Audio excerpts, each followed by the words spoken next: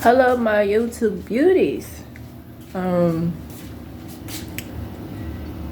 I wanted to talk about the last chapter of Sister Souljah before I forgot, and it's called Derek. And you know, it wasn't really all of that, but the details of it made it really juicy. And as usual, she had a climax. She even told her friend about the situation, and the ending was very shocking. So I wanted to talk about that. So basically, in the last chapter, in each chapter, Sister Souljah always talk about she hadn't been with a man in a year, and it seems to be that she didn't really have men that came up to her. I guess I don't know if looks played a part. Beauty's in the eyes of the beholder. According to what she's saying, they were attracted to her or called her beautiful, but it just seems odd to me that, she would go so long without a dude. And it seemed like it wasn't by choice. Like many of us, if we go without a man, it's by choice. It's because we broke up with them. But in all of her chapters throughout the book, they leave her. She hadn't broke up with nobody. So, and then in between, nobody was trying to holler at her. Nobody was trying to talk to her. So it's a year, and she admits that she went up to him, and there's nothing wrong with that. But I think, like I said, you should, as a woman, you should have a balance. You should have men trying to talk to you, and then you try to talk to some men. It seems to be that she just was talking to them, or she would find herself in situations because nobody was really trying to holler at her like that. But the good thing is, all her scenarios, she actually did like them, except for the last one. She didn't really like him, which was weird. So she meets this guy named Derek. He's like, oh, you must be a slut, because he felt like she was a slut because she came up to him. So she says she wasn't really attracted to him. He was light-skinned, and she doesn't like light-skinned guys, I guess. And he had curly hair. That's my type. I love I'm light-skinned, so of course I love the light skin. But I digress. But anyway, she went up to him, whatever, and they had real good conversation. So she was basically Muslim. She was doing the Ramadan. She was doing the fasting, and she adopted a lot of their beliefs. One of them was polygamy. So at this point, because of what she had went through with Chance, he was married, he had a baby. I wanted to briefly talk about that. Like, you have to be careful with how you internalize relationships, even if they do end negative. Don't think too deep into it.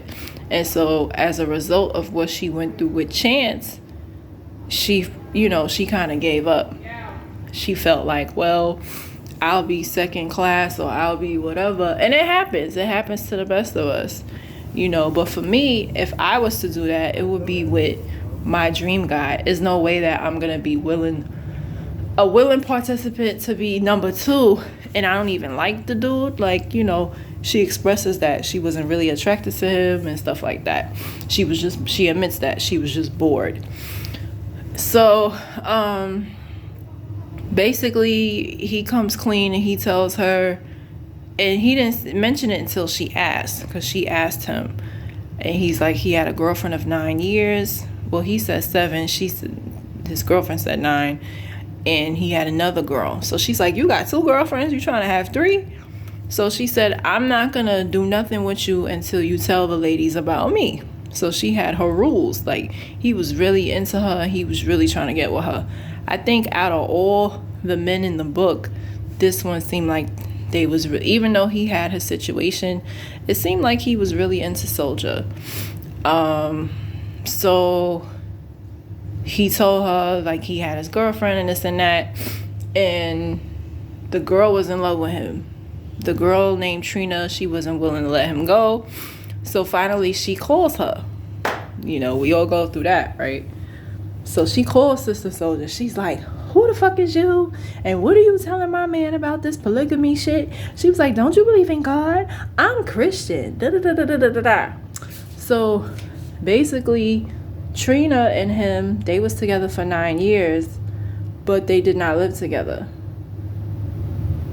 Trina had her own apartment, but because of her Christian beliefs, and I agree, she did not live with him, right? They were not engaged, they're not married.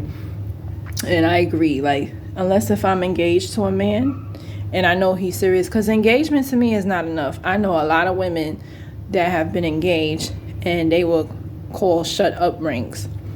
And a guy I went to high school with, we all went to high school together, me, him, and his baby mother. And she wanted to get married in the whole 9 yards. He gave her a ring and he gave her a ring. And he was like, Crystal, I'm never going to marry her. That was just so she could shut up. And after he told me that in confidence, that's when I learned, like, an engagement ring means nothing unless if a man is making moves for a catering hall. He's calling the catering hall. He's making dates. He's making payments. That's when you know he's serious about marrying you. You can't just go off of, oh, he proposed and da-da-da, because it could be a shut up ring. Or even when you get married sometimes, that could just, well, I married her because she wouldn't leave me alone. So you gotta be careful with that. But so she did not want to live with him, and so Sister Souljah, she got him to move in with her. You know, so pretty much Sister Souljah at this point has the upper hand because he's living with her. So eventually he would like go over there from time to time, because this Trina girl, even though she was denying the whole polygamy thing, she was sharing. Like, even before he moved in with Sister Souljah, they had a bootleg meeting at Sister's house, and the girlfriend was like, let's go, I can't take this. Like, luckily they didn't fight, because I think any woman, first of all, any man that's gonna be like, yo, I met this chick and I want us to be polygamous, any chick is gonna be like, what? Absolutely not. Now, in Sister Souljah's case, I completely agreed with her. But the one thing I was confused about is, you don't even really want him. This is not the desires of your heart. He's not your dream guy, none of that. So what was the point? Because you were bored? That's messed up. And so in the end, she tells her friend, and the friend was like, you know, this is just your puppet. You was hurt by chance. And so you're only dealing with Derek for your own egotistical purposes. Like, you are horrible with that girl, Trina. Like, you know that she loves him and she's in love with him. Just leave them be. Like, let her, you know, whatever. So eventually he like leaves Trina for Sister Souljah, and they living together the whole 9 yards. And eventually he does become faithful, because what happens is, a few times he would come home late. So one time she went to a male friend's house. He didn't know that they was platonic or whatever. All he knew is that she was at the next nigga house. So after that, he was like, I want you to myself, da-da-da. And she's like, well, if you want me to be home, you got to be home too. So after that, they became monogamous. Shortly after that, he goes back to Trina. And that was the shocker. You know, he lied to her, and she says it.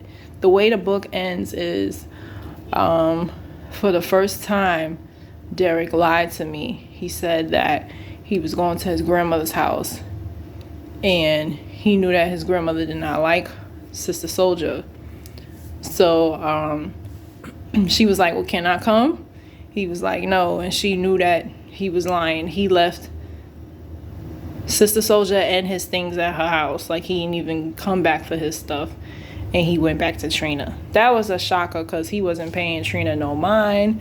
Trina would do things like, she would say she forgot her key, or she was sick and she needed Derek to drive her to the hospital. Like, she would make up stuff just for his attention. Like, she had lost, you know, she really lost him to Sister Souljah, and then he eventually left Sister Souljah to go back to Trina. So she didn't care. She's like, it was for the best. And the way the book ended, she's like, it was for the best. So Sister Souljah was just a hot mess. And I would love to have a sequel. Like, I wonder how her relationships are now, what's up with her, and stuff like that. Her relationships, those were her relationships in her 20s. So I wonder, because I know she's in like her 40s or 50s now. So what's the difference between her relationships back then versus now? I would love a sequel. But yeah, that was chapter 7, Derek. And Derek, I think because she'd been hurt so many times, by the time Derek came into her life, it was like, and then plus he had a girl, so she just decided to be the puppeteer, you know, for her own egotistical purposes. And her friend was like, yo, you don't even love this. Do you even love him? Do you even like him like that? No, you just bored. That's not right. But it happens. Yeah.